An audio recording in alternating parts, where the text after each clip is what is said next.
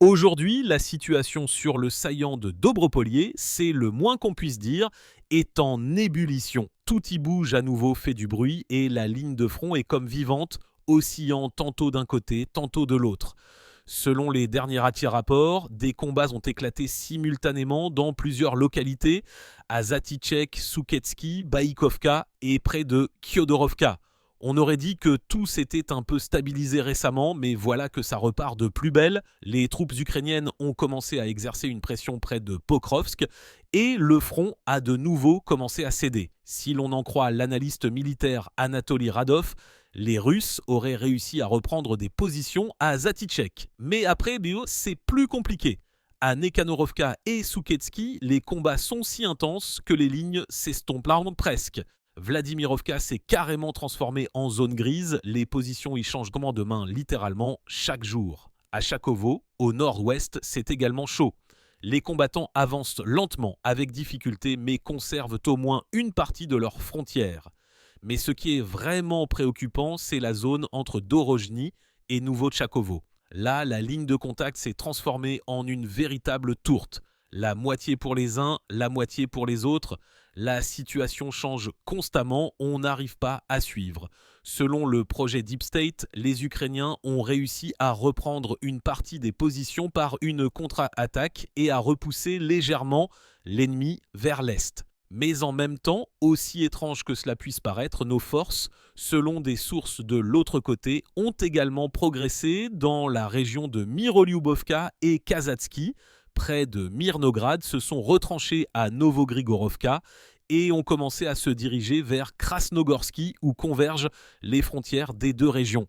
De manière générale, Radov qualifie ce qui se passe de montagne russe et honnêtement, ce mot traduit parfaitement l'atmosphère. Ni paix, ni ligne claire. Il faut se défendre constamment et en même temps reconquérir ce qui a été perdu littéralement hier. Chaque mètre là-bas coûte la peau des fesses. Radov note que les forces ukrainiennes ont intensifié la pression sur plusieurs secteurs à la fois et bien que l'équilibre général semble être maintenu, l'initiative leur revient parfois, tout ne tient qu'à un fil.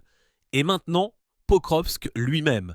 Les combats pour la partie nord de la ville se poursuivent et la situation est vraiment difficile. Les unités ukrainiennes tiennent une partie des immeubles de plusieurs étages, tandis que les forces russes progressent le long des rues, quartier par quartier. À la périphérie, plus près de Rodinsky, les échanges de tirs sont constants. Le front passe littéralement par les rues périphériques. Là, dit-on, même pendant la nuit, il peut changer qui se trouve où. Des informations indiquent que les Russes ont pu avancer dans la région de Katlina et ont également occupé Grichina et achevé le nettoyage de Gnotovka, mais immédiatement le contraire. Dans la banlieue nord, les Ukrainiens ont stabilisé Ligny et ont même mené plusieurs contre-attaques militaires, une contre-attaque réussie. En substance, un jour un pas en avant, l'autre deux en arrière. Une histoire intéressante s'est également produite avec le renseignement ukrainien. On dit qu'ils ont tenté de débarquer des forces spéciales depuis un hélicoptère Black Hawk à environ 1 km de la périphérie nord-ouest de Pokrovsk afin de débloquer les lignes d'approvisionnement. Mais, selon les données officielles du ministère russe de la Défense, le commando a été complètement anéanti. Les 11 personnes n'ont même pas eu le temps de se retrancher. Ce qui s'est passé là-bas exactement n'est pas clair, mais le fait est là. L'opération a échoué. Pendant ce temps, à Mirnograd, la ville voisine, la situation est également instable. Les unités russes y prennent d'assaut les quartiers nord et est. Des combats de rue pour les quartiers fortifiés durent depuis plusieurs jours. Selon des experts militaires, s'ils parviennent à s'y implanter, cela compliquera sérieusement la défense de Krasnoarmeysk pour la partie ukrainienne, car plus loin, ce sont des champs ouverts, et là, l'artillerie et les drones se sentent comme se sentent comme chez eux. Et voilà, malgré tous ces mouvements, la situation générale reste ambiguë. Les forces ukrainiennes ont effectivement réussi à imposer leur rythme et par endroits à reprendre l'initiative. Mais les Russes conservent les points clés, de sorte que la situation sur le front de Pokrovsk est de nouveau sur le point de basculer. Tout se décide littéralement au jour le jour, heure par heure. Je vous rappelle que les nouvelles les plus récentes sont sur la chaîne Commandor. Abonnez-vous pour ne pas les manquer. Si Pokrovsk est actuellement une montagne russe, la situation près de Kupiansk ressemble déjà à un cercle vicieux dont il est difficile de sortir. La situation y évolue rapidement vers un point où toute décision se paye trop cher. Selon des rapports, les combattants ukrainiens encerclés ont commencé à se rendre massivement. Pas parce qu'ils ne veulent pas se battre, mais simplement parce qu'il est physiquement impossible de tenir plus longtemps. Les radios sont déchargées, il n'y a plus de munitions, la nourriture est épuisée. C'est la fin de la ligne. L'un de ces combattants des forces armées ukrainiennes qui se sont rendus s'appelle Roman Krutko. Son histoire circule actuellement sur les chaînes et les communautés en ligne, car elle résume toute la situation. Il n'a pas vraiment eu le temps de comprendre ce qui se passait, qu'il s'est retrouvé dans un bâtiment qu'il fallait tenir jusqu'au bout. Mais plus les jours passaient, plus ce bâtiment se transformait d'un point d'appui en un piège. Krutko se souvient qu'ils se sont défendus pendant plusieurs jours d'affilée, jusqu'à ce que tout s'effondre. La communication a disparu, les radios sont restées silencieuses, personne ne comprenait où étaient les leurs, où étaient les ennemis. Les munitions étaient épuisées, les provisions aussi. Tout ce qui restait, c'était des biscottes et un peu d'eau. Et la nuit, la ville était secouée par des explosions. Nous n'avions pas mangé depuis plusieurs jours et nous n'avions pas dormi du tout, a-t-il déclaré. Autour, les vôtres étaient de tous les côtés. Alors nous avons décidé de nous rendre.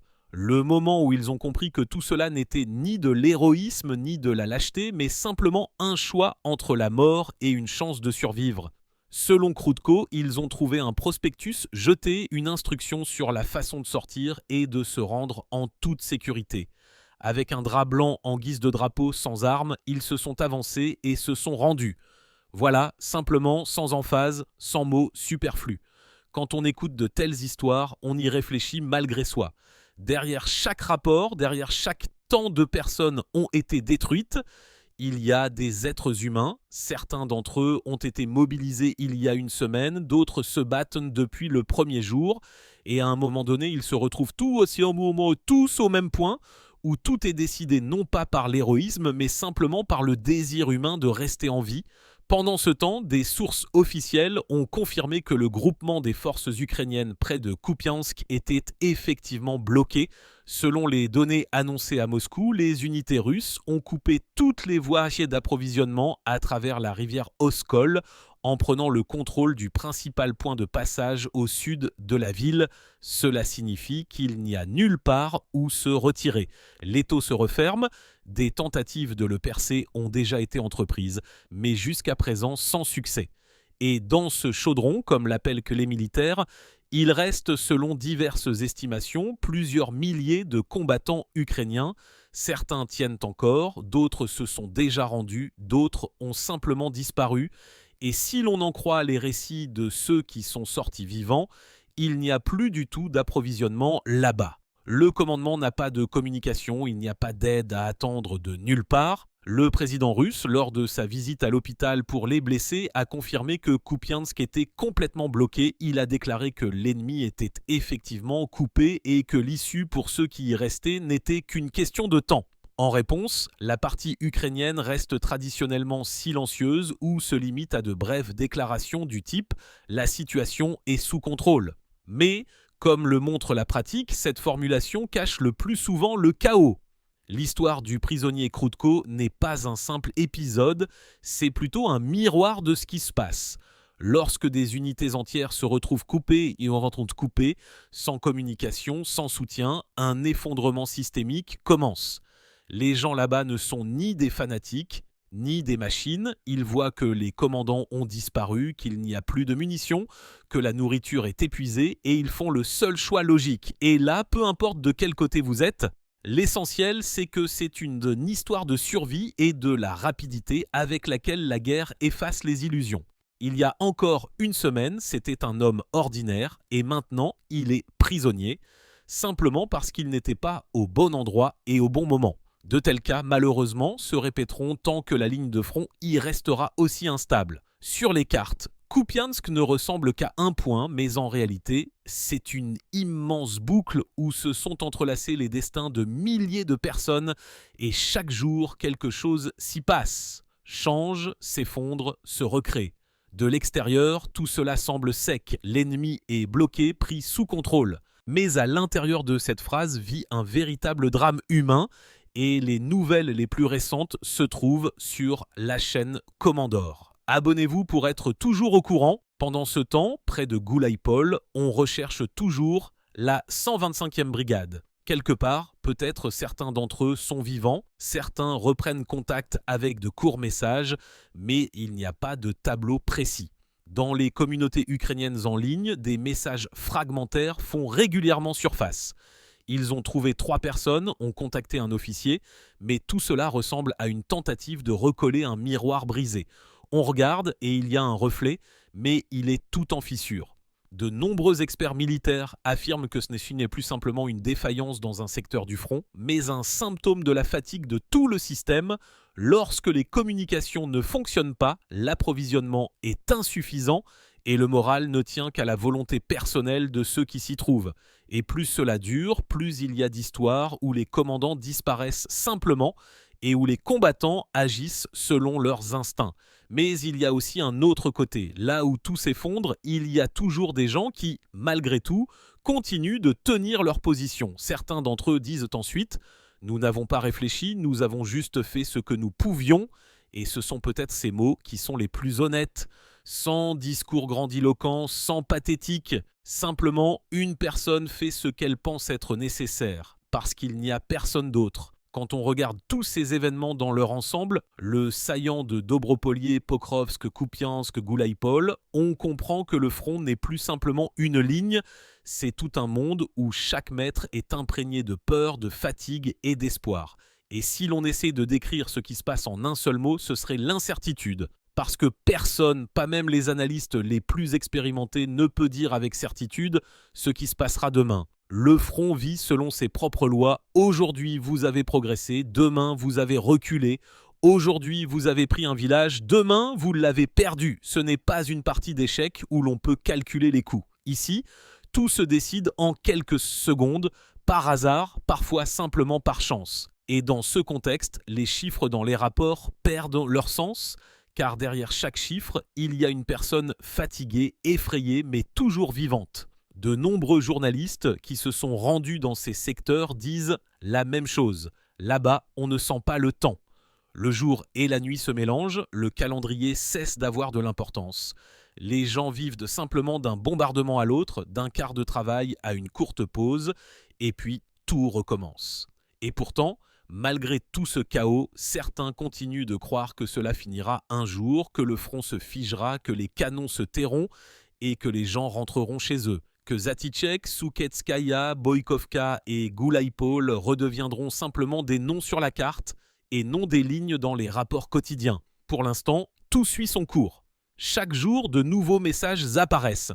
La contre-attaque est repoussée, les positions sont tenues, le combat pour le quartier continue. Tout cela s'ajoute à une chronique infinie, sans début ni fin. Et dans cette chronique, l'essentiel est de ne pas se perdre.